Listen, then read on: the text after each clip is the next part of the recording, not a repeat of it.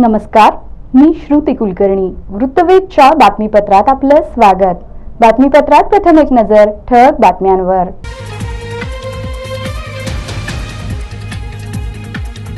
शासकीय यंत्रणांनी निवडणूक प्रक्रिया निर्भय निष्पक्ष होण्यासाठी परस्परात समन्वय ठेवावा.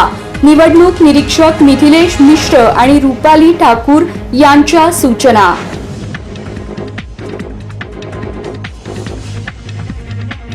चालू वर्षाच्या खरीप हंगामात पीक नियोजनाबाबत शेतकऱ्यांमध्ये व्यापक जनजागृती करावी. जिल्हाधिकारी कुमार आशीर्वाद यांच्या अधिकाऱ्यांना सूचना.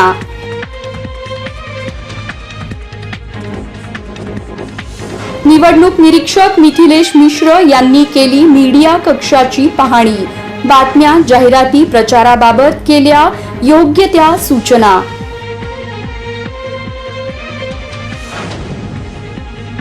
आणि बहुचर्चित बहुप्रतीक्षित सनसनाटी आबा कांबळे खून प्रकरणी 7 जणांना जन्मठेपेची शिक्षा. 5 वर्षांनंतर विशेष न्यायाधीश संगीता शिंदेंनी दिला ऐतिहासिक निर्णय.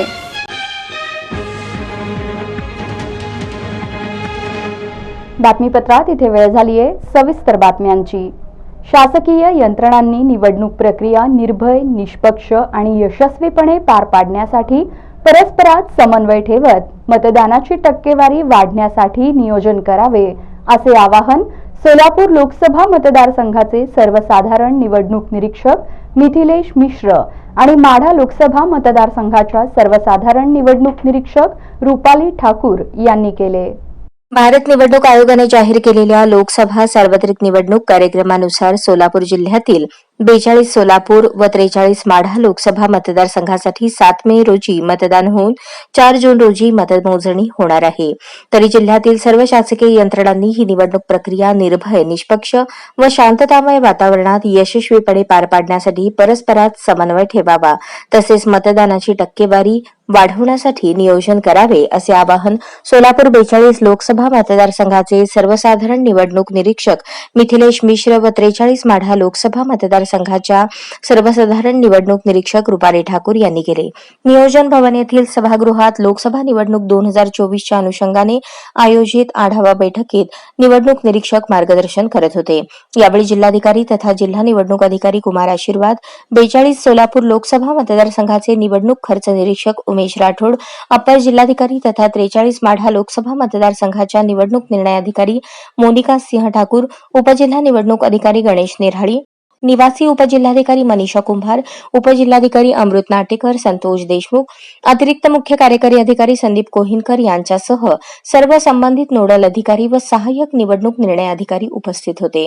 निवडणूक प्रक्रिया यशस्वी होण्यासाठी निवडणूक कर्तव्यावर घेतलेल्या सर्व अधिकारी कर्मचाऱ्यांचे प्रशिक्षण महत्वाचे आहे. निवडणूक आयोगाच्या निर्देशाप्रमाणे निवडणूक प्रशासनाच्या वतीने प्रशिक्षणाचे काही टप्पे पूर्ण झालेले असतील व उर्वरित टप्प्याचेही प्रशिक्षण अत्यंत गांभीर्यपूर्वक प्रत्येकाने घेतले पाहिजे. प्रशिक्षण व्यवस्थित झाल्यास ईव्हीएम मशीन व्यवस्थितपणे हाताळणे शक्य होणार आहे. होम बेस्ड मतदानासाठी गोपनीयता पाळली गेली पाहिजे. त्याप्रमाणेच मतदानाची सरासरी टक्केवारी वाढवण्यासाठी स्वीप अंतर्गत मतदानामध्ये मोठ्या प्रमाणावर जनजागृती करावी, असे आवाहन 42 सोलापूर लोकसभा मतदारसंघासाठी नियुक्त करण्यात आलेले सर्वसाधारण निवडणूक निरीक्षक मिथिलेश मिश्र यांनी केले. तसेच मतदारसंघातील विधानसभा निहाय प्रत्येक स्ट्रॉंग रूम व बूथ पाहणी करणार असून प्रशिक्षण कार्यक्रमालाही भेट देणार असल्याचे सांगितले. 43 माढा लोकसभा मतदारसंघाच्या सर्वसाधारण निवडणूक निरीक्षक रुपाली ठाकूर यांनी सोलापूर जिल्ह्यात उष्णता मोठ्या प्रमाणावर असून मतदानाच्या दिवशीही उष्णतेची तीव्रता अधिक असणार आहे. तरी प्रत्येक मतदान केंद्रावर प्रशासनाने मतदारांसाठी सर्व आवश्यक सोयी सुविधा व्यवस्थितपणे उपलब्ध केल्या पाहिजेत. मतदारांची रांग मोठी होणार नाही यासाठी मतदारांना टोकन देऊन वेटिंग रूम मध्ये बसवावे. मतदारांना सावलीबरोबरच पिण्याच्या पाण्याची मतदान केंद्रावर व्यवस्था करावी. निवडणूक कर्तव्यावरील सर्व अधिकारी कर्मचाऱ्यांनी उष्णतेच्या अनुषंगाने स्वतःची काळजी घ्यावी व मतदान प्रक्रिया कोणताही अडचण उद्भवणार नाही यासाठी प्रयत्न करावेत, असे आवाहन केले. त्याप्रमाणेच एखाद्या मतदान केंद्रावरील मशीन खराब झाल्यास त्या ठिकाणी दुसरे मशीन तात्काळ उपलब्ध करण्याची व्यवस्था गतिमान असली पाहिजे, असे निर्देश दिले. लोकसभा मतदारसंघातील सर्व उमेदवार निश्चित झाले आहेत. या उमेदवारांपैकी 7 उमेदवारांवर गुन्हे दाखल आहेत. ते गुन्हे वृत्तपत्रातून व इलेक्ट्रॉनिक माध्यमातून 3 वेळा प्रसिद्ध झाले पाहिजेत याची खात्री करावी. तसेच त्यांच्या प्रसिद्धीचा खर्च समाविष्ट झाला पाहिजे असे निर्देश 42 सोलापूर लोकसभा मतदारसंघाचे निवडणूक खर्च निरीक्षक उमेश राठोड यांनी दिले. उमेदवारांच्या प्रत्येक खर्चाचा हिशोब त्यांच्या खर्च नोंदवहीत झाला पाहिजे. यासाठी सर्व नियुक्त यंत्रणांनी अत्यंत तत्पर राहिले पाहिजे असेही त्यांनी निर्देशित केले. प्रारंभी जिल्हाधिकारी तथा जिल्हा निवडणूक अधिकारी कुमार आशीर्वाद यांनी जिल्हा निवडणूक प्रशासनाच्या वतीने सोलापूर व माढा लोकसभा मतदारसंघासाठी करण्यात आलेल्या निवडणूक विषयक तयारीची माहिती दिली. यामध्ये कर्मचाऱ्यांचे प्रशिक्षण, मनुष्यबळ उपलब्धता, ईव्हीएम मशीनची माहिती, वेबकास्टिंग करण्यात येणाऱ्या केंद्रांची माहिती, संवेदनशील मतदान केंद्रे, जमा करण्यात आलेली शस्त्रे, माध्यम प्रमाणीकरण व संनियंत्रण समितीचे कामकाज, जिल्ह्यातील स्त्री पुरुष मतदार आदींची सविस्तरपणे माहिती देऊन सर्व मतदान प्रक्रिया यशस्वीपणे पार पाडण्यासाठी प्रशासन अत्यंत काटेकोरपणे नियोजन करत असल्याचे सांगून जिल्ह्यात स्वीप अंतर्गत मोठ्या प्रमाणावर मतदारांमध्ये मतदान करण्यासाठी जनजागृती मोहीम राबवण्यात आली असून जिल्ह्यातील मतदानाची टक्केवारी वाढवण्यासाठी ही मोहीम यशस्वी ठरेल असे त्यांनी सांगितले. मुद्रित, इलेक्ट्रॉनिक आणि सोशल मीडिया माध्यमातून प्रसारित होणाऱ्या बातम्या, जाहिराती, प्रचाराबाबत दक्ष राहावे अशा सूचना जनरल निरीक्षक मिथिलेश मिश्र यांनी कामकाजाची पाहणी करतेवेळी दिल्या आहेत. सोलापूर लोकसभा सार्वत्रिक निवडणुकीच्या अनुषंगाने जिल्हास्तरीय माध्यम प्रमाणीकरण आणि संनियंत्रण समितीने निर्भय व निष्पक्ष पद्धतीने मुद्रित, इलेक्ट्रॉनिक माध्यमातून प्रसारित होणाऱ्या पेड न्यूज, जाहिरातीसह सोशल मीडियाच्या वापरावरही अतिशय जबाबदारी व काळजीपूर्वक लक्ष ठेवावे अशा सूचना सोलापूर लोकसभेचे जनरल निरीक्षक मिथिलेश मिश्र यांनी केले. सोलापूर लोकसभा सार्वत्रिक निवडणूक 2024 अंतर्गत जिल्हास्तरीय माध्यम प्रमाणीकरण व संनियंत्रण कक्षाला भेट दिल्याप्रसंगी जनरल निरीक्षक मिथिलेश मिश्र बोलत होते. यावेळी जिल्हा माहिती अधिकारी तथा समितीचे सदस्य सचिव सुनील सोनटक्के, संपर्क अधिकारी तथा बांधकाम विभाग 2 चे कार्यकारी अभियंता हेमंत चौगुले, समिती सदस्य श्रीराम राऊत, रफिक शेख, सचिन सोनवणे, गणेश बिराजदार आदी उपस्थित होते. सोलापूर लोकसभा निवडणूक काळात जिल्हा माध्यम प्रमाणीकरण व माध्यम संनियंत्रण समितीचे कामकाज अतिशय महत्वाचे आहे. सर्व समाज माध्यमांद्वारे उमेदवार त्यांच्या होणाऱ्या प्रचारावरही या समितीने काळजीपूर्वक लक्ष ठेवणे गरजेचे आहे. शिवाय टीव्ही, रेडिओ तसेच वृत्तपत्रात येणाऱ्या संशयित पेड न्यूज, जाहिरात शोधून संबंधित उमेदवाराच्या निवडणूक खर्चात तो खर्च समाविष्ट नियमितपणे करण्यात यावा. भारत निवडणूक आयोगाने दिलेल्या निर्देशाप्रमाणे अत्यंत काटेकोरपणे समितीचे कामकाज करून समितीने दैनंदिन पेड न्यूजचा अहवाल खर्च समितीला सादर करावा असे सांगितले. लोकसभा सार्वत्रिक निवडणुकीच्या अनुषंगाने जिल्हा माध्यम प्रमाणीकरण व संनियंत्रण समितीचे कामकाज इलेक्ट्रॉनिक माध्यमातील जाहिरातीवर नियंत्रण ठेवण्यासाठी स्थापित करण्यात आलेल्या टीव्ही युनिटचे कामकाज, सर्व नोंदी व रिपोर्ट कशा पद्धतीने दिला जातो याविषयी जिल्हा माहिती अधिकारी सुनील सोनटक्के यांनी, तसेच सोशल मीडियावरील सविस्तर माहिती सदस्य डॉ. श्रीराम राऊत व सोशल मीडियाचे समन्वयक तंबाके यांनी दिली. यावेळी माध्यम कक्षातील राजेंद्र तारवाले, शरद नलावडे, दिलीप कोकाटे, संजय गोडके, व्ही.एस. बिराजदार, एल.आर. बोमेन, के.ए. जमादार, ए.व्ही. अणची, आर.एस. शेख आदी उपस्थित होते. चालू वर्षीच्या खरीप हंगामात आपत्कालीन पीक नियोजनाबाबत शेतकऱ्यांमध्ये व्यापक जनजागृती करावी अशा सूचना जिल्हाधिकारी कुमार आशीर्वाद यांनी दिल्या. यावर्षीच्या खरीप हंगामात पावसाचे आगमन उशिरा झाल्यास जमिनीच्या खोलीनुसार पीक नियोजन, आंतरपीक पद्धतीचा वापर, पिकाची फेरपालट, आवर्षणात तग धरणारी पिके व वाणांचा वापर, पर्यायी पीक व एकात्मिक शेती पद्धतीचा वापर याविषयी नियोजन करावे. नैसर्गिक आपत्तीवर मात करण्यासाठी तज्ञांचे मार्गदर्शन घेऊन आपत्कालीन पीक नियोजनाबाबत व्यापक प्रमाणात शेतकऱ्यांमध्ये जनजागृती करण्याचे आवाहन जिल्हाधिकारी कुमार आशीर्वाद यांनी केले. खरीप 2024 हंगामपूर्व आढावा बैठक जिल्हा नियोजन भवन सोलापूर येथे आयोजित करण्यात आली होती. यावेळी जिल्हा अधीक्षक कृषी अधिकारी दत्तात्रय गावसाने, अतिरिक्त मुख्य कार्यकारी अधिकारी संदीप कोहिनकर, कृषी विकास अधिकारी परमेश्वर वाघमोडे, कृषी उपसंचालक राजकुमार मोरे, उपसंचालक मदन मुकणे, कृषी विद्यापीठाचे शास्त्रज्ञ, कृषी विज्ञान केंद्राचे प्रमुख तांबडे, कृषी विभागाचे जिल्ह्यातील उपविभागीय कृषी अधिकारी, सर्व तालुका कृषी अधिकारी, उपसंचालक पशुसंवर्धन, जिल्हा परिषदेचे जिल्हा पशुसंवर्धन अधिकारी, जिल्हा गुणनियंत्रण निरीक्षक धनंजय पाटील, रेशीम अधिकारी, जिल्हास्तरीय बँकांचे प्रतिनिधी, जिल्ह्यातील कृषी निविष्ठा विक्रेते प्रतिनिधी, महाबीज प्रतिनिधी, कृषी औद्योगिक विकास महामंडळाचे प्रतिनिधी, कृषी विभागाशी निगडीत सर्व जिल्ह्यातील अधिकारी उपस्थित होते. आगामी खरीप हंगाम लक्षात घेता जिल्ह्यात शेतकऱ्यांना बी बियाणे, खते व कृषी निविष्ठा खरीप हंगामात वेळेत व मुबलक प्रमाणात उपलब्ध करून देण्यासाठी नियोजन करावे. जिल्ह्यातील सर्व शेतकऱ्यांना चांगल्या गुणवत्तेचे बियाणे, खते वेळेमध्ये उपलब्ध होतील याची कृषी विभागाने काळजी घेण्याचे निर्देश जिल्हाधिकारी कुमार आशीर्वाद यांनी दिले. स्वयंचलित हवामान केंद्रासाठी तालुका स्तरावर तहसीलदारांनी तात्काळ जागा उपलब्ध करून देण्याचे नियोजन करावे. जिल्ह्यामध्ये खतांचा बफर स्टॉक वाढवावा. पीएम किसान योजनेअंतर्गत प्रलंबित ई-केवायसी व आधार सीडेडचे काम तात्काळ पूर्ण करण्याचे निर्देश यावेळी दिले. जिल्ह्यातील चांगले काम करणाऱ्या शेतकरी उत्पादक कंपन्या पॉली हाऊस यांना भेटी देणार असल्याचे जिल्हाधिकारी आशीर्वाद यांनी सांगितले. या बैठकीत कृषी विभागामार्फत राबवण्यात येणाऱ्या योजना व त्याबाबतची सद्यस्थिती याबाबतची माहिती जिल्हाधिकाऱ्यांनी घेऊन आवश्यक सूचनाही दिल्या.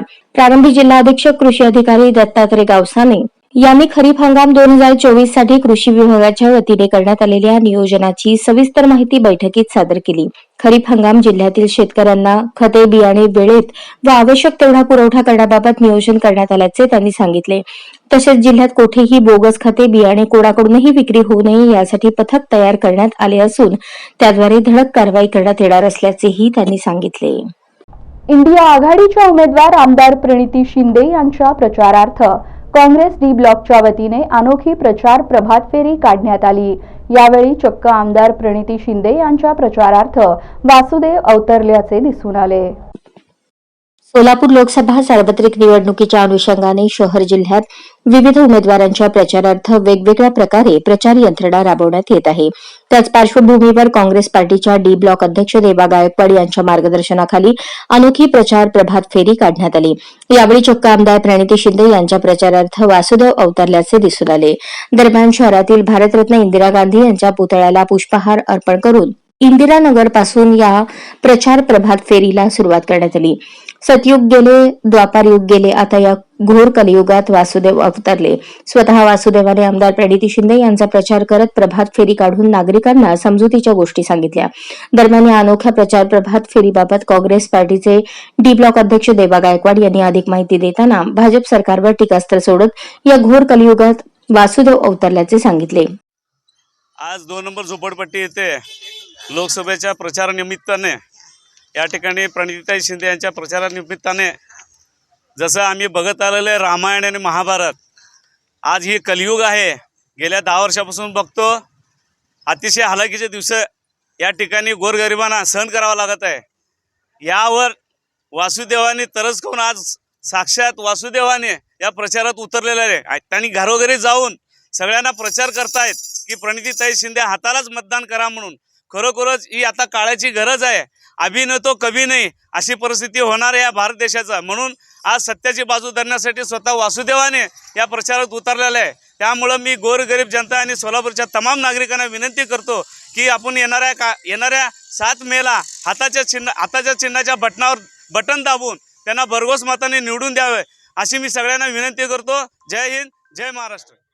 महिला अध्यक्षा प्रमिला तुपलमंडे यांनी देखील आपले मनोगत व्यक्त करताना आगळ्या वेगळ्या पद्धतीने प्रचार यंत्रणा राबवण्यात येत असल्याचे सांगत भाजप सरकारवर निशाणा साधला. आम्ही घरोघरी प्रचार करतो. प्रत्येक महिला ही पेटून उठलेली आहे.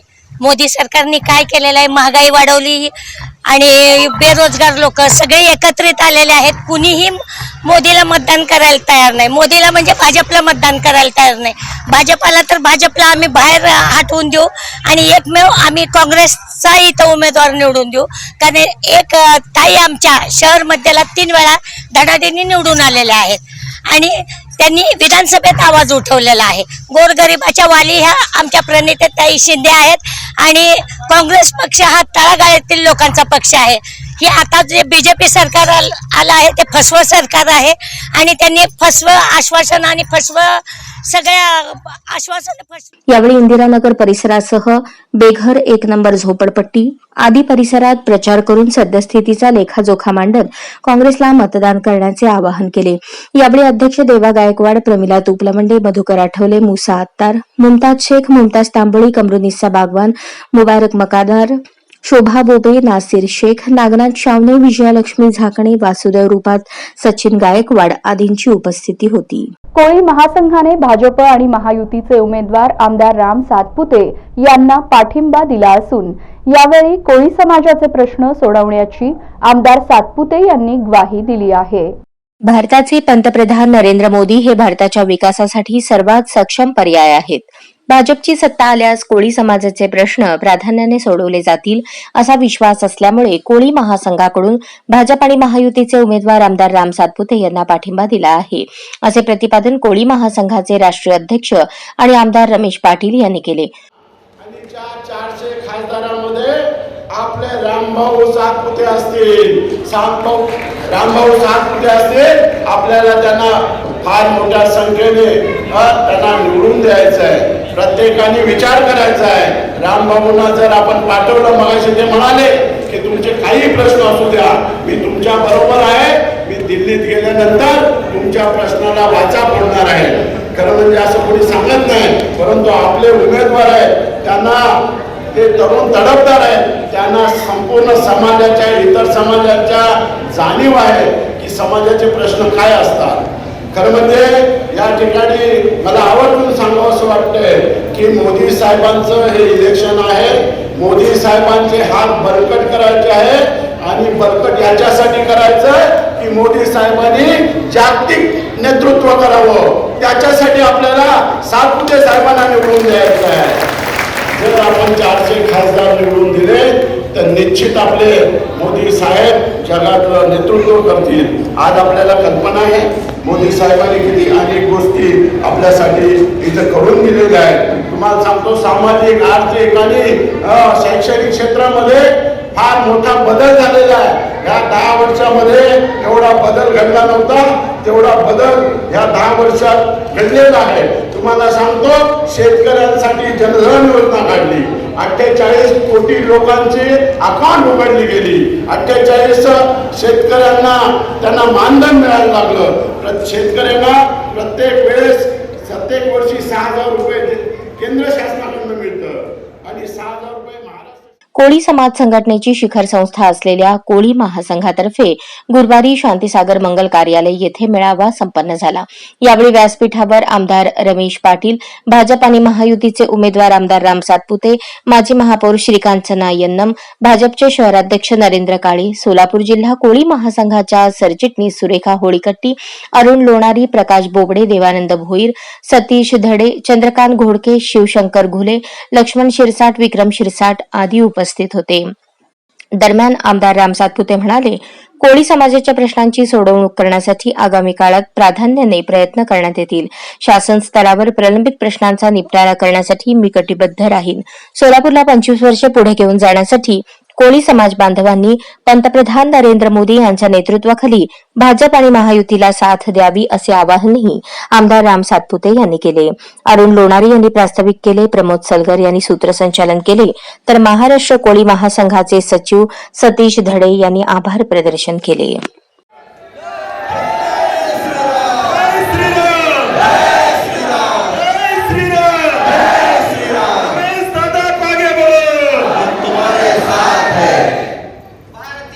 जनता पार्टीचा कोळी महासंघाचा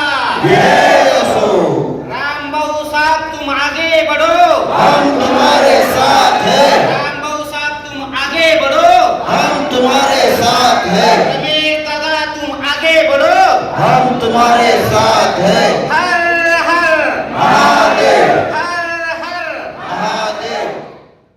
आपल्या 2 मुलांसह दवाखान्यास गेलेली विवाहित महिला बेपत्ता झाल्याची तक्रार फौजदार चावडी पोलीस ठाण्यात करण्यात आली असून बेपत्ता रजिस्टरला यासंबंधीची नोंद करण्यात आली आहे. दवाखान्यात जाण्याच्या निमित्ताने मुलगी मुलासह घराबाहेर पडलेली विवाहिता परतलेली नाही.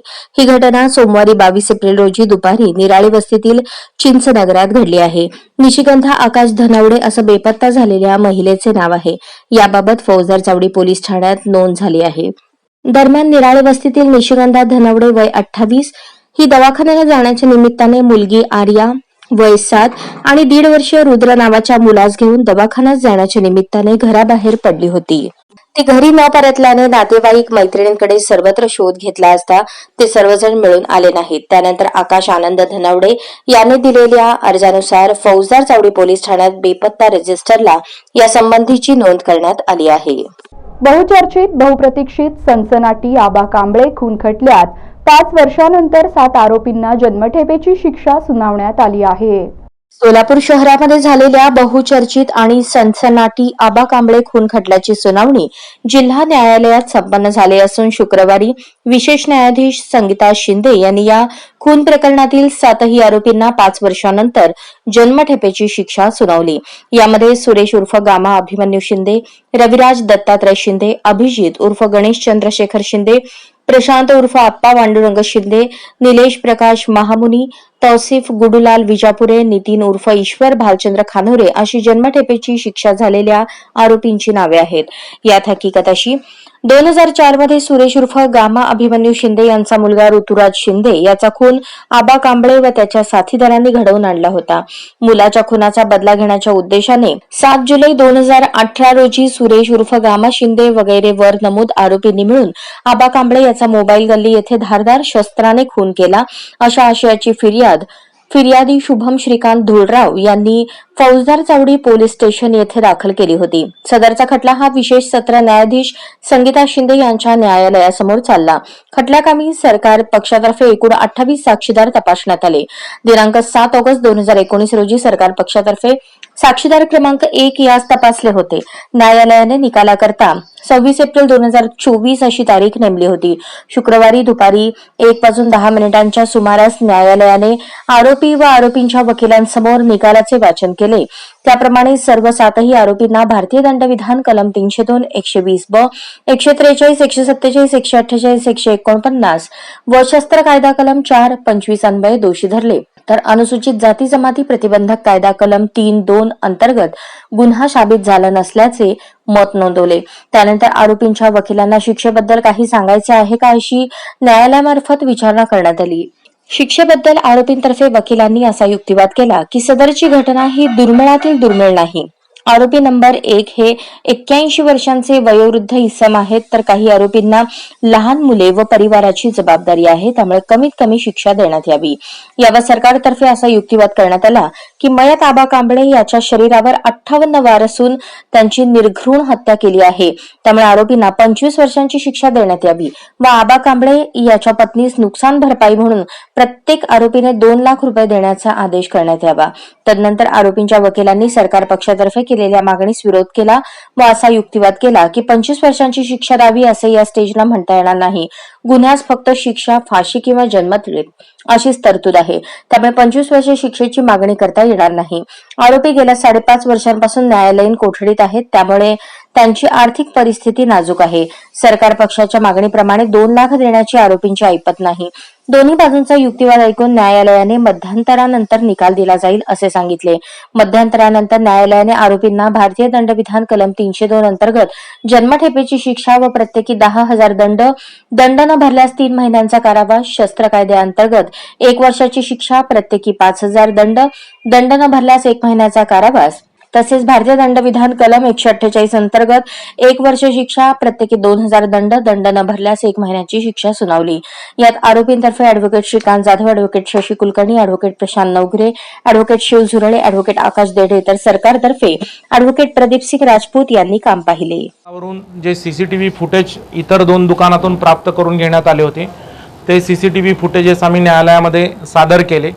त्यानंतर सीसीटीव्ही फुटेजेस आम्ही फॉरेन्सिक लॅबला पाठवले होते की जेणेकरून त्याच्यामध्ये कोणत्याही पद्धतीची छेडछाड करण्यात आलेली नाही आहे, त्याचा पुरावा सरकार पक्षाच्या बाजूने आलेला होता.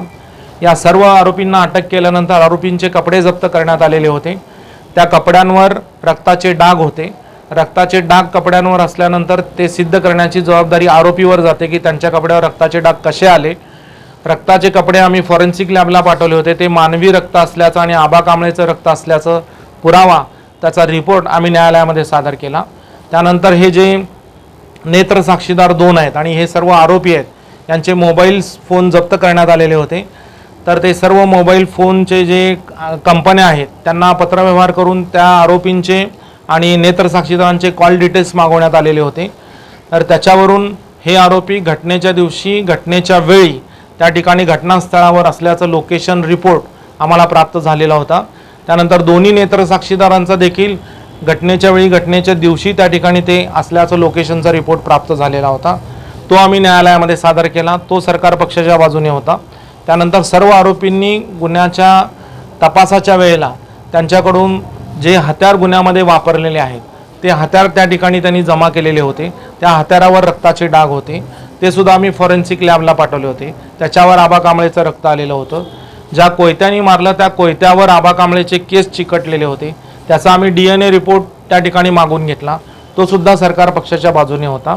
अशा पद्धतीनं एवढा सगळा पुरावा आम्ही न्यायालयामध्ये सादर केला आणि हा भक्कम पुरावा आरोपींच्या विरोधात असल्यामुळं आणि ह्याच्यात आणखी एक महत्त्वाचा भाग की हे जे 2 नेत्र साक्षीदार आहेत त्यांच्याकरवी सर्व आरोपींची जेलमध्ये ओळख परेड घेण्यात आलेली होती माननीय तहसीलदार साहेबांसमोर. त्या ओळख परेडमध्ये नेत्र साक्षीदार क्रमांक 1 यांनी 7 पैकी 6 लोकांना ओळखलेलं होतं. नेत्र साक्षीदार क्रमांक 2 यांनी 7 पैकी 5 साक्षीदारांना ओळखलेलं होतं.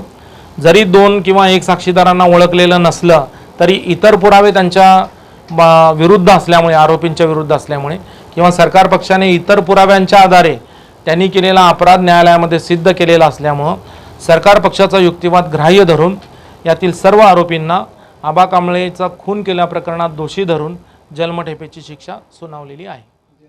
शॉक लागून एका 22 वर्षीय तरुणाचा मृत्यू झाल्याची दुर्दैवी घटना सोलापुरात घडली आहे अशी माहिती नातेवाईकांकडून देण्यात आली.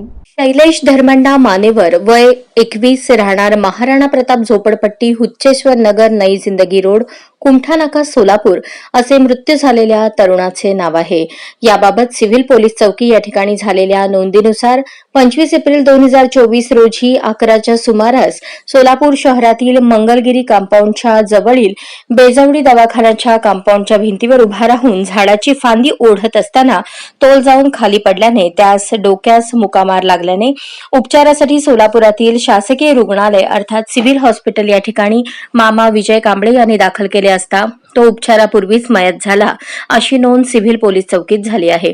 मात्र आता या सर्व घटनेवर नातेवाईकांनी संशय व्यक्त करत त्यास विजेचा शॉक लागून त्याचा मृत्यू झाला असे नातेवाईकांनी व सामाजिक कार्यकर्त्यांनी माध्यमांशी बोलताना सांगितले आहे. माझा पुतणा तुला भावाचा मुलगा आहे शैलेश धर्मंडा मनीनवरू. हा मुलगा डॉक्टर बागेवाडी सरच्या घरापाशी काम करत होता.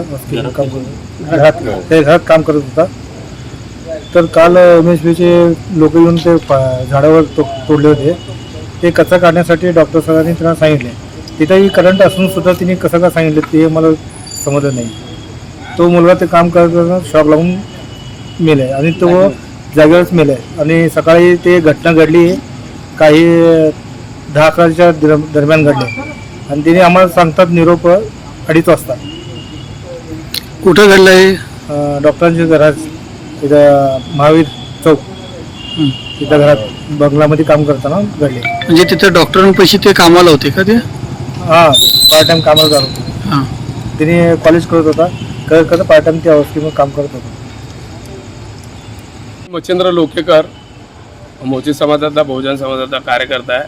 आमच्या मागासवर्गीय समाजामधला अतिशय गरीब कष्ट करून खाणारा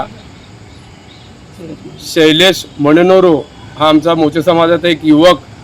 गरीब परिस्थिती असल्यामुळं त्याने कॉलेज करून बंगल्यामध्ये झाडं तोडायचं, संडास साफसफाई काय असेल ते साफसफाईच्या माध्यमातून जगण्याचं हातोकाठ कष्ट करून त्यांनी विकासनगर या ठिकाणी प्रशांत बागेवाडीकर यांच्याकडे देखील कामाला होता.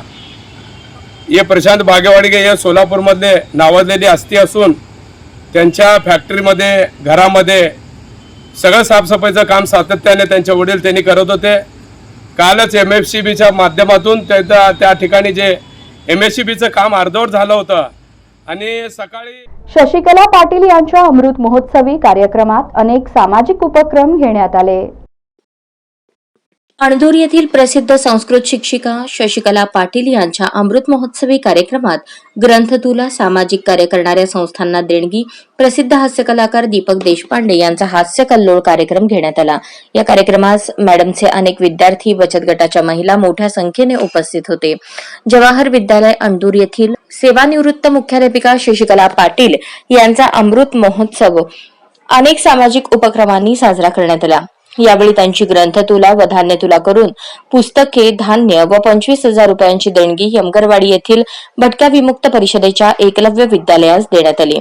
लातूर येथील जनकल्याण निवासी विद्यालय, जे ग्रामीण भागातील विद्यार्थ्यांसाठी काम करते, त्या संस्थेस 25,000 रुपये देणगी, तसेच संवेदना प्रकल्प, जो दिव्यांग मुलांसाठी मदत करतो, त्यास 25,000 ची देणगी मान्यवरांच्या हस्ते देण्यात आली. पाटील मॅडम यांचा अनेक मान्यवर, माजी विद्यार्थी, बचत गटाच्या महिलांनी सन्मान केला. यावेळी श्री शिवयोगी शिवाचार्य महास्वामी, माजी मंत्री मधुकरराव चव्हाण, अणदूरचे सरपंच रामचंद्र आलुरे, उद्योगपती दत्ताभाऊ कुलकर्णी, उपसरपंच डॉक्टर नागनाथ कुंभार, महादेव अप्पा आलुरे, प्राचार्य उमाकांत चंचेट्टी, डॉक्टर अनिता मुदखण्णा, सरिता मोकाशे, अविनाश मोकाशे, डॉक्टर रुपाली कानडे, संजीवनी आलुरे आदी मान्यवरांसह विविध संस्थांचे पदाधिकारी, सामाजिक राजकीय क्षेत्रातील मंडळी, पत्रकार मोठ्या संख्येने उपस्थित होते. कार्यक्रम यशस्वी होण्यासाठी धनराज मुळे, सिद्धाराम धमुरे, डॉक्टर सत्यजित डुकरे, शीतल पाटील, शिवकुमार पाटील आदींनी परिश्रम घेतले. मौजे इटकळ येथील ग्रामदैवत शेख दाऊद वली यात्रा विशेषांकाचे मोठ्या थाटामाटात प्रकाशन करण्यात आले.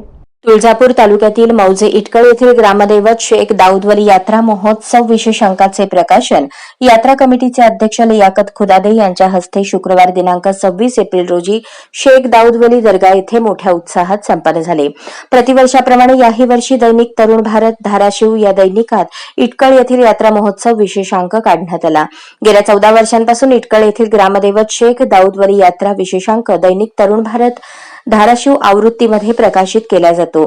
याही वर्षी शुक्रवार दिनांक 26 एप्रिल रोजी ग्रामदैवत शेख दाऊद वली यात्रा असल्याने दैनिक तरुण भारत दैनिकात यात्रा विशेषांक प्रकाशित करण्यात आला.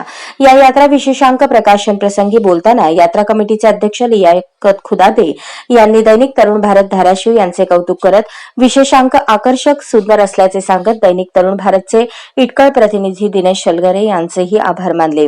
यावेळी यात्रा महोत्सव समितीचे अध्यक्ष लियाकत खुदादे, माजी सरपंच अझहर मुजावर, अशफाक मुजावर, सकलेन खुदादे, डॉक्टर साहिल खुदादे, माजी सैनिक रफिक मुजावर, पोलीस पाटील विजय वाघमारे, उपसरपंच फिरोज मुजावर, शालेय समिती अध्यक्ष हुसेन मकानदार, सामाजिक कार्यकर्ते अब्दुल शेख, बालाजी सोनटक्के, पोलीस पाटील विनोद सलगरे, दयानंद गायकवाड, अफसर शेख, पत्रकार दिनेश सलगरे, नामदेव गायकवाड यांच्यासह बहुसंख्य ग्रामस्थ उपस्थित होते.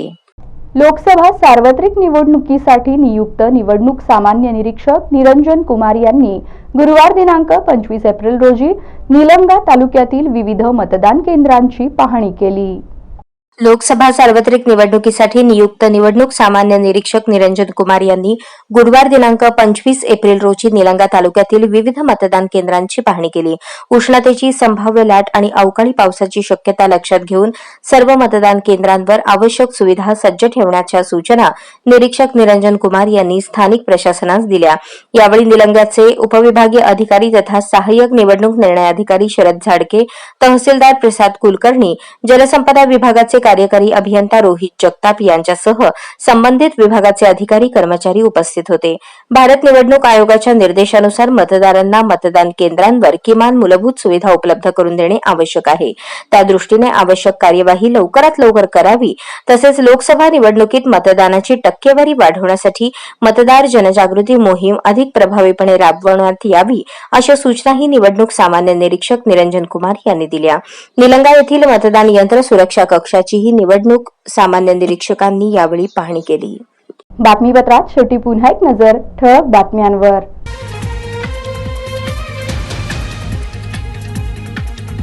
शासकीय यंत्रणांनी निवडणूक प्रक्रिया निर्भय, निष्पक्ष होण्यासाठी परस्परात समन्वय ठेवावा.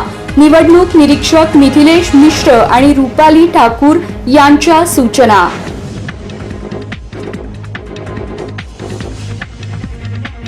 चालू वर्षाच्या खरीप हंगामात पीक नियोजनाबाबत शेतकऱ्यांमध्ये व्यापक जनजागृती करावी. जिल्हाधिकारी कुमार आशीर्वाद यांच्या अधिकाऱ्यांना सूचना.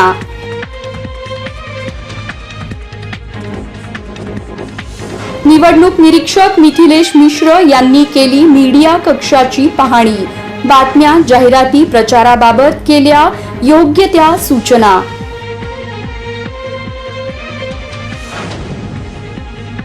आणि बहुचर्चित, बहुप्रतीक्षित, सनसनाटी आबा कांबळे खून प्रकरणी 7 जणांना जन्मठेपेची शिक्षा. 5 वर्षानंतर विशेष न्यायाधीश संगीता शिंदेंनी दिला ऐतिहासिक निर्णय.